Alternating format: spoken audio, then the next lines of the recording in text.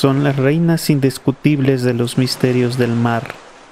En una época donde aventurarse al océano significaba encontrarse con monstruos, pero su aparición significaba algo en que recrear la vista. Aunque no siempre fue así, su belleza y el hermoso canto de su voz llevaban a los marineros a su perdición. Algunas salvaban a náufragos, incluso se enamoraban y se casaban con ellos. Los irlandeses las llamaban masguge y los ingleses mermaids, mitad humano y mitad pez.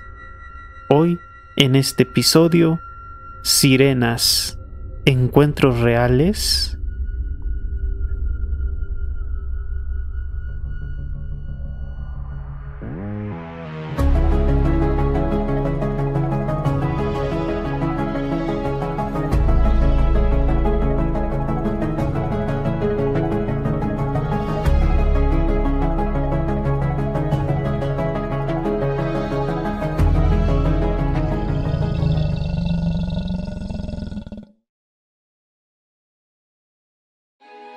A pesar de su imagen perfecta y hermosa de las sirenas, al principio eran muy feas. Y para ver su imagen original, tendríamos que consultar la obra La Odisea de Homero, escrita aproximadamente en el siglo VIII a.C. Tras regresar de la guerra de Troya, Ulises fue advertido por la diosa Circe. Navegarás cerca del islote de las sirenas, las que hechizan a todo aquel hombre que se acerque a ellas. Todo aquel hombre que las escuche será afectado por la locura y morirá ahogado en las aguas que rodean las islas. Aún con advertencias, así se adentraron al mar Egeo. Para protegerse, Ulises ordenó a sus hombres taparse los oídos con cera. Él no lo hizo, pues quería escuchar los cantos.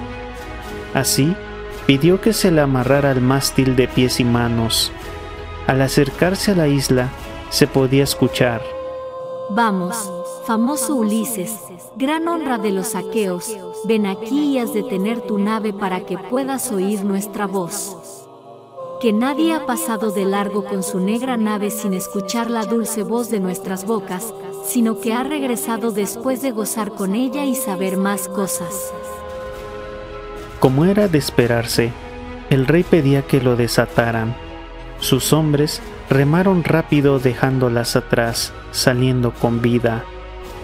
De esta manera, Ulises, rey de Ítaca, se convirtió en el primer y único hombre en escuchar los cantos y sobrevivir. En esta obra, la apariencia de las sirenas es de cuerpo de pez, aladas y con cola de pájaro. No se sabe con certeza cuándo cambió la imagen por la que conocemos. Lo que sí se sabe es que en los siglos posteriores hubieron reportes de avistamientos y hasta capturas.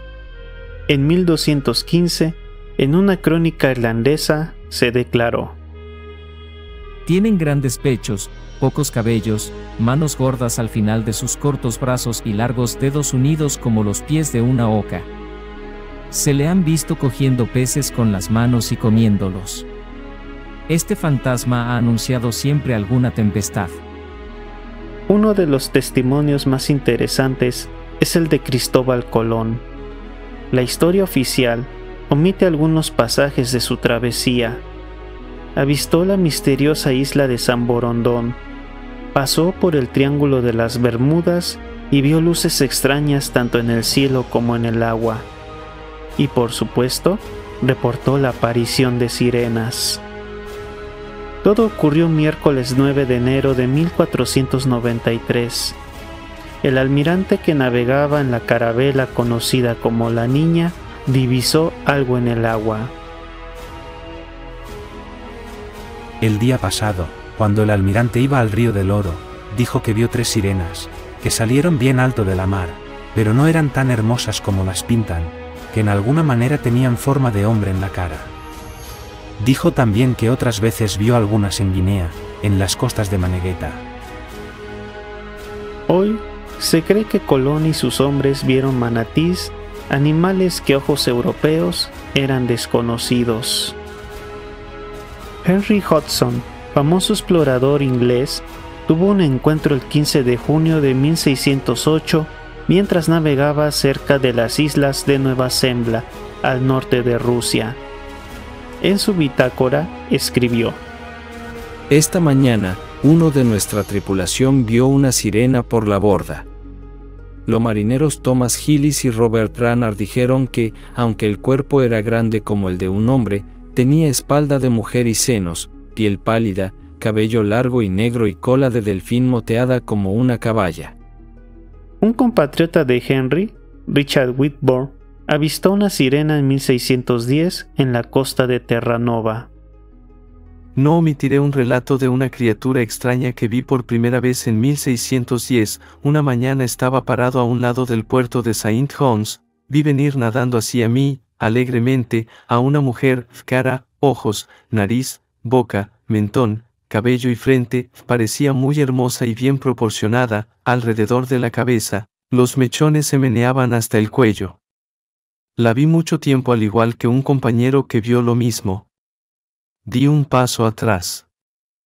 Cuando esta extraña figura vio que yo retrocedía, se sumergió un poco, sus hombros eran cuadrados como los de un hombre, blancos y suaves. Poco después, en un bote, donde William Hawkridge, mi sirviente y en ese entonces capitán de un navío de las Islas Orientales, vio como la misma criatura puso sus manos a un lado del bote, esforzándose para acercarse a él y a los otros, tuvieron miedo, y uno de ellos le dio un fuerte golpe en la cabeza, se alejó y después llegaron otros 2 botes del puerto, los hombres que estaban en ellos huyeron a tierra. Supongo, era la misma sirena. Otro explorador inglés, John Smith, quien fue rescatado por Pocahontas, vio a unas sirenas mientras navegaba por las costas de Terranova en 1614. Nadaba con gracia cerca de la orilla, la parte superior recordaba al de una mujer, tenía ojos largos, una nariz fina, aunque algo corta, orejas bien formadas, y su cabello verde le dio una personalidad original muy atractiva. Sin embargo, de la cintura para abajo era un pez. Un episodio muy curioso sucedió en las Islas Molucas, Ambon, Indonesia, en 1728. Cuando se reportó la captura de una sirena. Un artista holandés llamado Samuel Fallours dibujó a la fauna y flora nativa, incluyendo a una sirena, con cabello largo verde, rostro agradable, torso desnudo, cola de pez verde azul, pero su piel era oscura verduzca. El gobernador de Molucca, Miner van der Stel, declaró haber visto la criatura. Medía unas 59 pulgadas y tenía el grosor de una anguila. Permaneció viva en tierra, metida en una cubeta llena de agua, 4 días y 7 horas. De vez en cuando emitía un chillido débil, como una rata. Se negó a comer, pese a que le ofrecimos pequeños peces, cangrejos, gambas, etc. Cuando murió, encontramos en la cubeta excrementos parecidos a los de un gato. Luego de su deceso, el espécimen fue llevado a Holanda, donde se perdió. Ahora conozcamos el increíble caso de la sirena de Dam, que vivió entre humanos en una provincia de Holanda del Norte.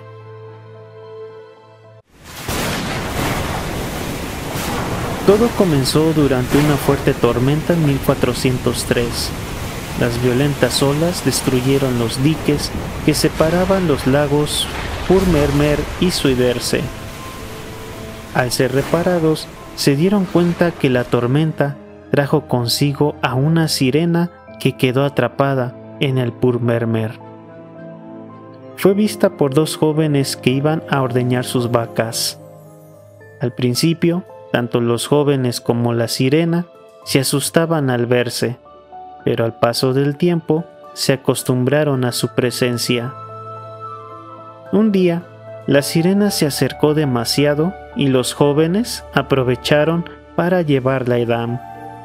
El recopilador de la historia, Van Hageland, cuenta: Era completamente velluda, cubierta de musgo y plantas verdes, no decía ni palabra, pero parecía suspirar. La lavaron, la vistieron. Comía y vivía como un ser humano, pero siempre procuraba retornar al líquido elemento. La trasladaron de Edam a Harlem. Aprendió a coser, pero seguía muda. Debido a su anhelo por el mar, era custodiada para que no pudiera escapar. La historia comenzó a pasar de boca en boca, y la gente llegaba a Edam para ver a la ahora llamada Sewiff. La ciudad de Harlem quería que viviera en ella, por lo que Edam la ofreció como un regalo. Allá le dieron un lugar en Groot Hoogstraat y le enseñaron a usar la rueca. Nunca aprendió a hablar como los humanos. Durante su vida iba a la iglesia y aprendió a hacer la señal de la cruz y hacía reverencias con la cola. La gente de su vecindario estaban convencidos de que tenía afinidad con la fe cristiana. Luego de 17 años, murió y fue enterrada como cristiana en el cementerio. En el libro Legendario del Mar, publicado en 1969, Jean Merrien reproduce un testimonio que tuvo lugar en 1869 cerca de las Bahamas. 6 hombres que iban en una chalupa tuvieron un encuentro con una sirena de cola bífida. Uno de ellos le lanzó una naranja que ella tomó con mucha alegría. Se la llevó a la boca mostrando una dentadura hermosa. Decidieron remar hacia la sirena, pero ella se sumergió y reapareció en la parte posterior. Le lanzaron más naranjas y entonces... Un marinero se lanzó al agua y nadó hacia ella. La sirena, mejor nadadora, daba vueltas a su alrededor, aparecía y desaparecía, hasta que el patrón le disparó y la hizo desaparecer definitivamente, herida, al parecer, de la cara. Si los encuentros con sirenas son interesantes, lo son aún más los de los tritones, su equivalente masculino. Aunque sus historias son pocas en comparación con las sirenas, son recordados por el arte clásico y algunas habilidades para influir en el mar. Erik Pontoppidan fue un teólogo y ornitólogo danés nacido el 24 de agosto de 1698. Al ser tutor de diversos nobles, tuvo la oportunidad de viajar por Europa. Escribió Historia Natural de Noruega, donde recoge un testimonio que se dio en 1723.